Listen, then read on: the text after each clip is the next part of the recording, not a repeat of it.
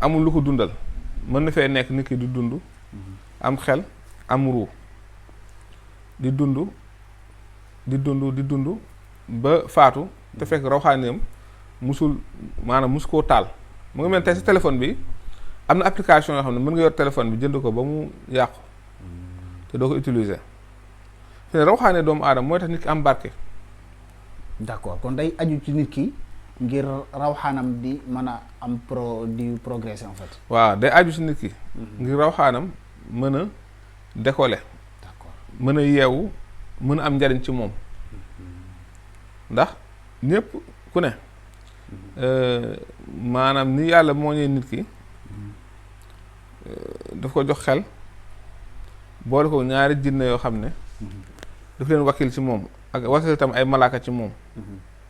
ñu ne jinne bi day digal lu bon